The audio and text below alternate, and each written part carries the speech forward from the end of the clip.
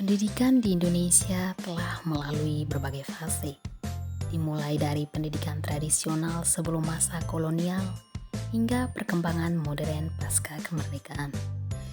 Kurikulum terbentuk sebagai respon terhadap perubahan zaman dan kebutuhan pendidikan yang ada di Indonesia. Kurikulum adalah seperangkat rencana dan pengaturan tentang tujuan, materi, metode, dan penilaian pembelajaran yang diterapkan dalam proses pendidikan. Kurikulum bertujuan untuk menyediakan arah dan struktur dalam pembelajaran, memfasilitasi pencapaian kompetensi dan pengetahuan, mengembangkan keterampilan serta sikap yang diinginkan, serta mempersiapkan peserta didik untuk menghadapi tuntutan dunia nyata. Seiring berjalannya waktu, kurikulum pendidikan di Indonesia telah mengalami beberapa kali perubahan, sesuai dengan perkembangan kebutuhan dan visi pendidikan nasional. Berikut ini akan dijelaskan perubahan kurikulum yang ada di Indonesia. Rencana Pelajaran 1947 atau disebut Kurikulum 1947. Kurikulum ini terbentuk pada tahun 1947 yang diberi nama Rencana Pembelajaran 1947. Kurikulum ini pada saat itu meneruskan kurikulum yang sudah digunakan oleh Belanda karena pada saat itu masih dalam proses perjuangan merebut kemerdekaan.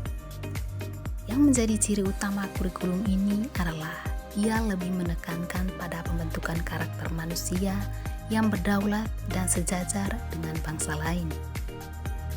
Rencana Pelajaran Terurai 1952 atau Kurikulum 1952. Pemerintah melakukan penyempurnaan terhadap Kurikulum 1947 di tahun 1952. Kurikulum ini mengatur pembahasan topik tiap mata pelajaran dengan kehidupan masyarakat harus berkaitan. Dalam kurikulum ini berlaku pula ketentuan satu orang tenaga pendidik hanya bisa mengajar satu mata pelajaran saja. Rencana Pendidikan 1964 atau disebut Kurikulum 1964. Konsep pembelajaran dalam Kurikulum 1964 berfokus pada pengembangan moral, kecerdasan, emosional atau artistik, keterampilan, dan jasmani. Konsep-konsep pembelajaran ini lebih dikenal dengan sebutan Pancawardhana.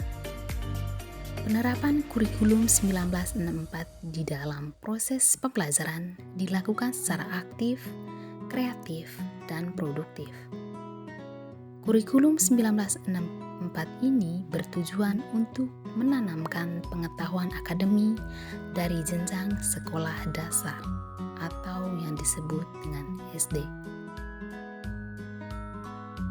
Kurikulum 1968. Kurikulum 1968 merupakan pembaharuan dari Kurikulum 1964, yaitu dilakukannya perubahan struktur kurikulum pendidikan dari Pancawardhana menjadi pembinaan jiwa Pancasila, pengetahuan dasar, dan kecakapan khusus. Kurikulum 1968 merupakan perwujudan dari perubahan orientasi pada pelaksanaan UUD 1945 secara murni dan konsekuen. Kurikulum 1968 bertujuan bahwa pendidikan ditekankan pada upaya untuk membentuk manusia Pancasila sejati, kuat, dan sehat jasmani, mempertinggi kecerdasan dan keterampilan jasmani, moral, budi pekerti, dan keyakinan beragama. Kurikulum 1975. Kurikulum ini mulai digunakan setelah program Rencana Pembangunan 5 tahun atau disebut Repelita. Pertama, di masa pemerintahan Orde Baru. Kurikulum ini menekankan pendidikan yang lebih efektif dan efisien. Kurikulum ini juga lebih merinci metode, materi, dan tujuan pengajaran dalam prosedur pengembangan sistem instruksional atau disebut PPSI. Kurikulum 1984. Kurikulum 1984 mengusung proses skill approach. Meski mengutamakan pendekatan proses, tapi faktor tujuan tetap penting. Kurikulum ini juga sering disebut kurikulum 1975 yang disempurnakan. Dalam kurikulum ini, posisi siswa ditempatkan sebagai subjek belajar, mulai dari mengamati sesuatu, mengelompokkan, mendiskusikan, hingga melaporkan. Model ini disebut cara belajar siswa aktif atau CBSA, atau dalam bahasa Inggris Student Active Learning atau SAL. Kurikulum 1994 dan suplemen kurikulum 1999. Kedua kurikulum ini dibuat dari hasil kombinasi kurikulum 1975 dan kurikulum 1984. Pada praktiknya, kurikulum ini banyak mendapatkan kritikan dari praktisi pendidikan hingga orang tua pelajar karena materi pelajaran dianggap lebih berat dan padat. Kurikulum berbasis kompetensi atau KWK 2004. Dengan berlakunya KWK, sekolah diberi kuasa untuk menyusun dan mengembangkan komponen kurikulum yang mulanya berbasis materi menjadi kompetensi sesuai dengan kebutuhan dan kondisi sekolah serta peserta didiknya.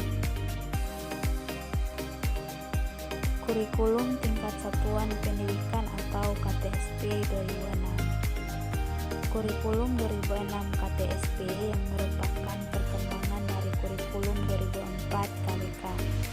Kurikulum 2006 yang digunakan pada saat ini merupakan kurikulum yang memberikan otonomi kepada sekolah untuk menyelenggarakan pendidikan yang puncaknya tugas itu akan diemban oleh masing-masing pengampu mata pelajaran yaitu guru. Sehingga guru di sini menurut Kokvina 2009 benar-benar digerakkan menjadi manusia yang profesional yang menuntut kekreatifan seorang guru. Kurikulum 2013 atau yang biasa disebut dengan K13, yang dimana kurikulum 2013 merupakan kurikulum yang diterapkan pemerintah menggantikan KTSP 2006. Kurikulum ini juga menekankan pada pembelajaran berbasis kompetensi dan pendekatan saintifik. Tujuan dari kurikulum 2013 adalah membentuk siswa yang aktif, kreatif, inovatif, dan mampu menghadapi tantangan abad ke-21. Kurikulum Merdeka, yang dimana kurikulum Merdeka diperkenalkan oleh Kemendikbudristek pada bulan Februari 2022 sebagai langkah untuk mengatasi krisis pembelajaran atau learning crisis yang cukup lama. Selain itu, kondisi ini diperparah akibat pandemi COVID-19 yang banyak mengubah proses pembelajaran tatap muka menjadi pembelajaran jarak jauh. Kurikulum ini berfokus untuk mengasah minat dan bakat anak sedini mungkin, sehingga peserta didik memiliki waktu untuk memahami konsep dan menguatkan kompetensi.